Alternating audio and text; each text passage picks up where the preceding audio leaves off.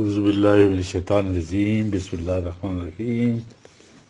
Engineer Owais دورانی جی قرآنی lectures کے سلسلے میں آج ذکر کریں گے ہم کافی کنفیوژن جو بنایا ہوا ہے جی ان لوگوں کا جو ہے تو قرآن پہ ایمان نہیں ہے، جو آپشن کمپلسری سبجیکٹ ہے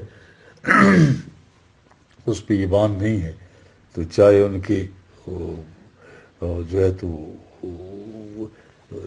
بہت زیادہ اچیومنٹس بھی ہوں ان کی دنیاوی، ٹھیک ہے جی، تو وہ قرآن ان کے لیے کہتا ہے لا مقیمہ لہم الوزن جی، تو ان کو کوئی جو ہے تو وہ نہیں ہوگا جی۔ تو یہ اس پہ روشنی ڈالی جائے گی جی۔ تو اس میں آیات جو ہے وہ سورہ الاعراف کی ہیں 17/23، یہ جو ہے تو آیات ہیں۔ یہ میں پہلے آیات تلاوت کر دوں جی، اس کے بعد پھر بات کریں گے جی۔ والذی قال لوالدیہ اف لکما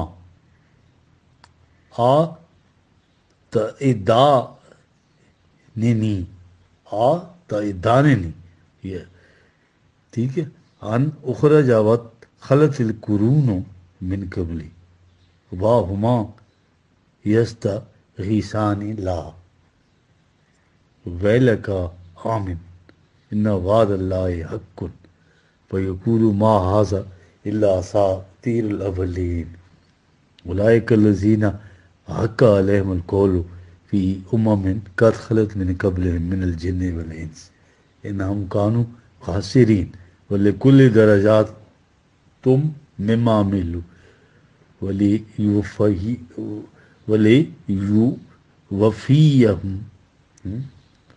اعمالہم وہم لا یظلمون یوم یورد الذین کفروا علی النار اذہبتم طیباتکم فہم فی حیاتکم الدنیا واستمتعتم بہا فالیوم تجزون عذاب الہون بما کنتم تستکبرون فی الارض بغیر الحق وبما کنتم تفسقون۔ کہ جی یہ یہاں تک آیات ہیں جی، تو یہ ان کو ہم لیں گے، ان آیات کو جی، ٹھیک ہے جی۔ اب پچھلے درس میں جو میں دے چکا ہوں اس میں قرآن ایک لا آف ریکوٹل کا اور ایولیوشن کا، اس میں ماں باپ کے ساتھ حسن سلوک کی سعادت مند اولاد کا ذکر تھا جو سن رشد کو پہنچتی ہے، تو اللہ سے دعا کرتی ہے کہ اسے اعمال صالح کی توفیق دے اور اس کے مطابق اپنی اولاد کی بھی تربیت ہو۔ کہا ایک تو اس قسم کی سعادت مند اولاد ہوتی ہے، اس کے برعکس ایک وہ اولاد بھی ہوتی ہے والذی قال لوالدیہ اف لکما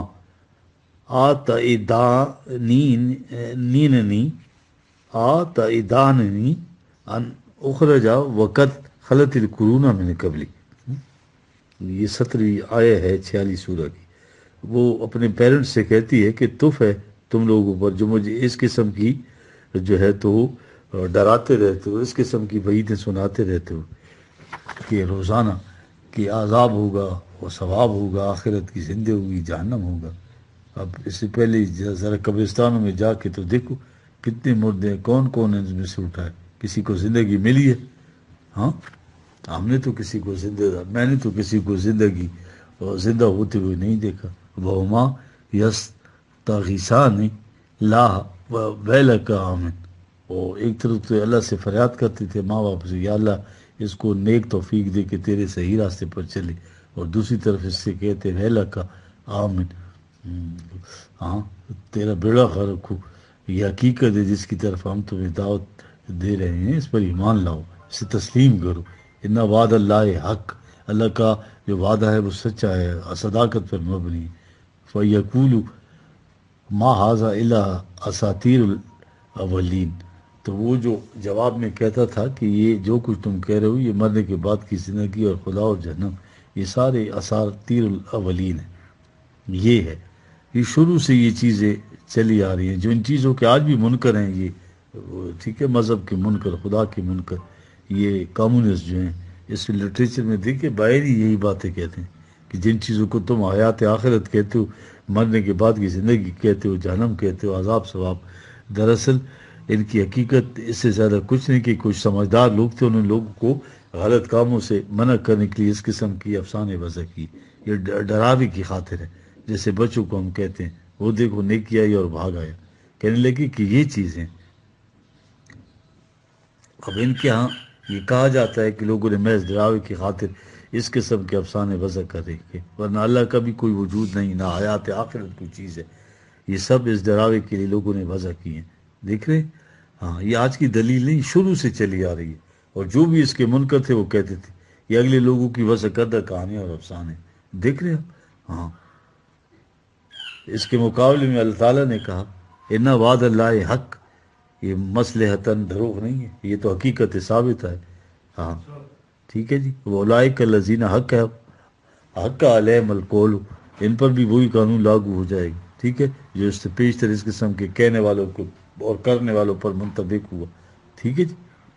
یہ وہ چیز ہے جو قرآن کہہ رہا ہے جی. ٹھیک ہے، جس کو کہتے ہیں نا کہ دروغ مصلحت آمیز بس راستی فتنہ انگیز. ٹھیک ہے جی. یعنی جس سے فساد بڑھے اس سے وہ جھوٹ، جس سے فساد مٹے بہتر ہے. ٹھیک ہے. اب آگے ہے کہ وفی امم قد خلت من قبل اہم من الجن والانس انہم کانوا خاسرین. 18 آیا کہ جن اور انس کے متعلق تو جو ہے ٹھیک ہے، یعنی یہ شہری اور تمدنی جو لوگ تھے، یہ قرآن ان کی بات کر رہا ہے. ٹھیک ہے جی. کہ اس میں مہذب اور غیر مہذب لوگوں کی کوئی تخصیص نہیں ہے. بڑی بڑی مہذب قومیں حیات آخرت سے انکار کر کے غلط روش زندگی پر چلتی رہی اور سب اسی طرح خسارے میں رہتے ہیں. یہ قرآن کہتا ہے. اصول کیا ہے کہ یہ نہ جن و انس کی بات نہیں ہے، مہذب اور غیر مہذب کی بات نہیں ہے. وَلِكُلٍّ دَرَجَاتٌ مِّمَّا عَمِلُوا وَلِيُوَفِّيَهُمْ أَعْمَالَهُمْ وَهُمْ لَا يُظْلَمُونَ. 19 میں آیا. وہ چاہے دیہاتی آبادیاں ہوں، صحرائی آبادیاں ہوں یا شہری آبادیاں. ہاں، یہ جو ان کی معاشرتی زندگی کا فرق ہے، یہ نظام خداوندی میں کوئی حیثیت نہیں رکھتا. اصل بات تو یہ ہے کہ کوئی کام کیسے کرتا ہے. ہر ایک کی جو درجات ہیں، مراتب ہیں، وہ اس کے اعمال کے متعلق متعین ہوں گے. اس میں نہ کسی سے رعایت برتی جائے گی نہ زیادتی کی جائے گی. یہ ہے قانون موقفات، یہ قرآن بتا رہا ہے. ٹھیک ہے جی. اب جنتی معاشرے کی 2 بنیادی خصوصیات ہیں جو قرآن بتا رہا ہے. یہ کہ ہر انسان کی عزت و احترام انسان ہونے کی جہت سے ہوتی ہو. لقد کرمنا بنی آدم. پھر مدارج اور مناسب کا تعین اعمال کی روح سے ہوتا ہے، وہ کہ کام کیسے کرتا ہے. دیکھ رہے وہ معاشرہ کس قدر جنتی ہوگا.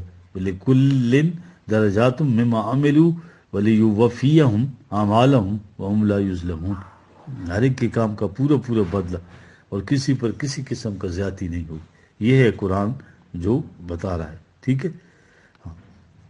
یہ چیزیں ابتدائی یہ 2-3 چیزیں ہیں، انہی پر اگر ہم غور کریں کہ کس قسم کا معاشرہ قرآن جو ہے اسٹیبلش کرنا چاہتا ہے.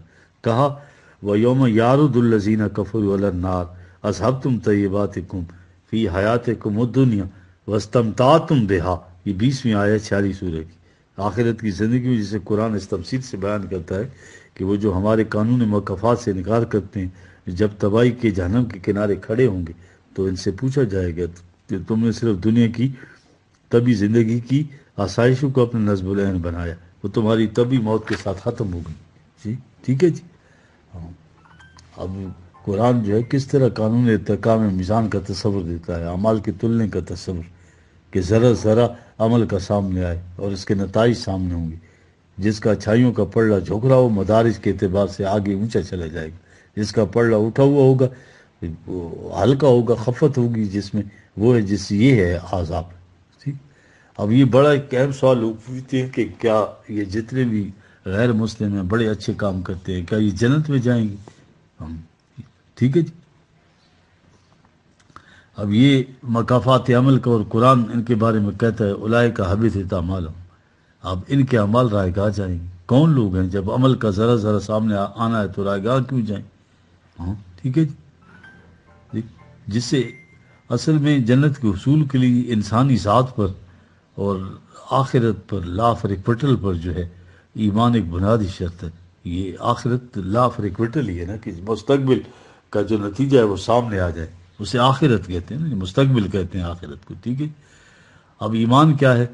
ایمان یہ ہے کہ انسانی زندگی اسی دنیا کی زندگی نہیں، زندگی آگے چلتی ہے جس میں فزیکل سیلف جو ہے یہاں رہ جاتا ہے، ڈس انٹیگریٹ ہو جاتا ہے. وہ انسانی ذات یا نفس اس کی یا سیلف جو ہے یہ آگے جائے گا، کیونکہ یہ انڈیویزیبل ہے. ٹھیک ہے.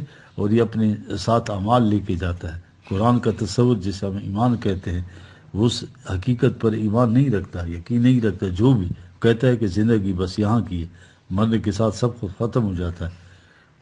تو جتنے اچھے کام اس نے کیے ہوں، ٹھیک ہے جی، تو جو بھی اس چیز، تو اس کے لیے ان کاموں کے نتیجے میں میری ذات کی نشوونما ہوگی، پختہ ہوگی، وہ اس قابل ہوگی کہ زندگی کی اگلی ارتقائی مرنے کے بعد پہنچے گی.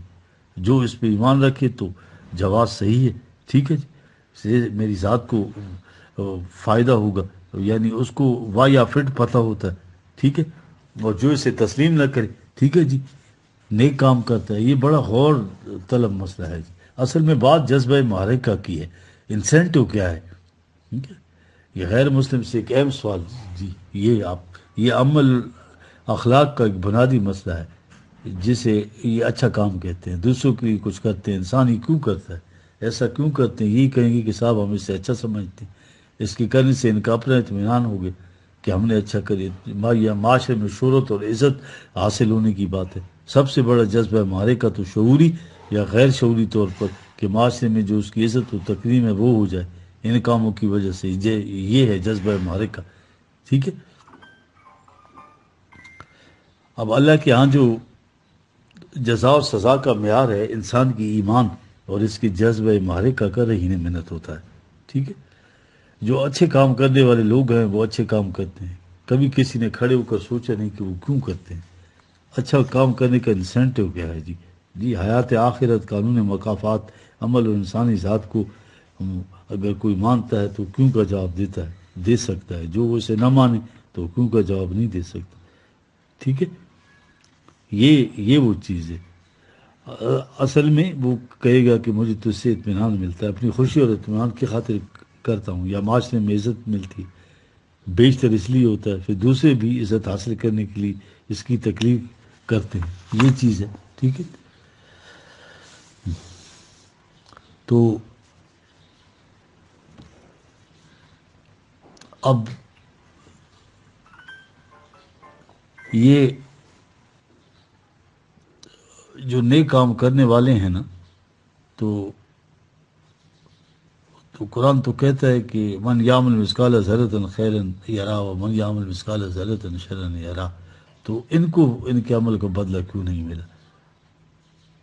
ٹھیک ہے. تو جواب وہی ہے نا کہ نہ آخرت مانتے تھے، نہ جہنم، نہ اللہ کو. ان کی بات ہو رہی ہے. پھر کیوں کیا تھا؟ کیوں کا تجزیہ کیا جائے تو بات یہی آئے گی کہ مجھے اچھا لگا تو مجھے اس سے اطمینان ہو گیا، یا معاشرے کے اندر میری عزت ہو گئی. تو کہا تم نے جس مقصد کے لیے کیا تھا وہ تو پورا ہو گیا، وہاں حاصل ہو گیا.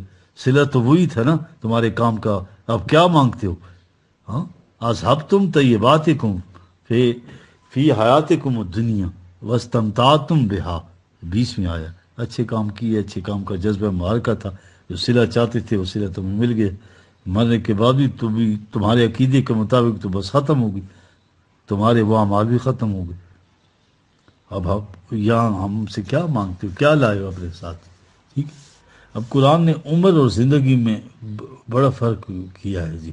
اذھبتم زندگی کی، محض اسی دنیا کی زندگی کو سمجھنا، یہ ہے جو تم سمجھ چکے. دوسری زندگی وہ ہے آخرت کو بھی ساتھ سمجھنا. یہ زندگی ہے، اس کا تعلق اعمال سے ہے.